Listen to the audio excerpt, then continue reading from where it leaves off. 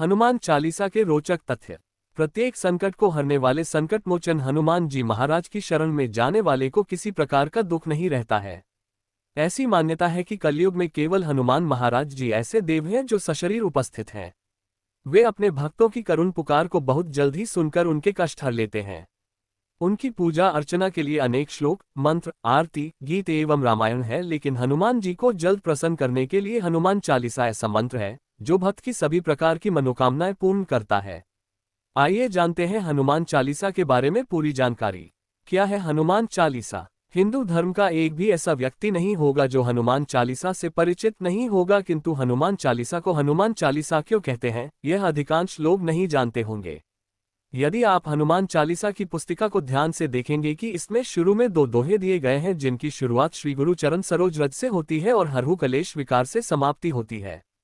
इसके बाद इस हनुमान चालीसा में हनुमान महाराज जी प्रसन्न करने के लिए 40 चौपाया लिखी हुई हैं, जिनकी शुरुआत जय हनुमान ज्ञान गुण से होकर तुलसीदास सदाहरि चेरा कीजे नाथ हृदय में डेरा पर समाप्त होती है। अंत में एक दोहा पवन तनय संकट से शुरू होकर बसहु सदा सुरभूप से होता है। इन 3 दोहों और 40 चौपाइयों के संग्रह को हनुमान चालीसा कहते हैं। वैसे 40 चौपाइयों के कारण इसका नाम हनुमान चालीसा पड़ा है। हनुमान चालीसा की रचना कब और कैसे हुई? हनुमान चालीसा की रचना की कहानी बहुत ही रोचक एवं आश्चर्यजनक है।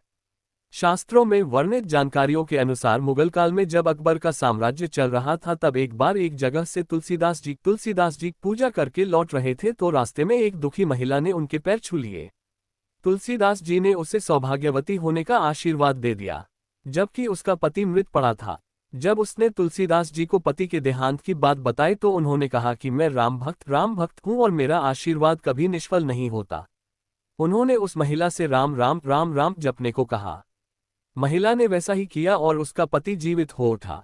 इस बात की जानकारी जब अकबर के समक्ष पहुंची तो सम्राट ने सिपाहियों से तुलसीदास जी को पकड़कर दरबार में बुलवाया और उनसे चमत्कार करने की बात कही।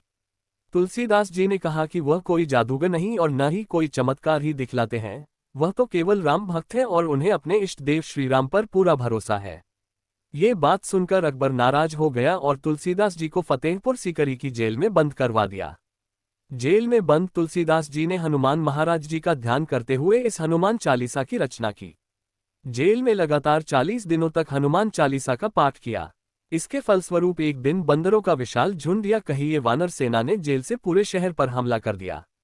अकबर के सैनिकों पर भीषण हमला करके लहूलुहान कर दिया और पूरे शहर को तहस नहस कर दिया। जेल पर हमले के साथ ही जेल रक्षकों ने तुलसीदास जी को मुक्त कर दिया। इसके बाद तुलसी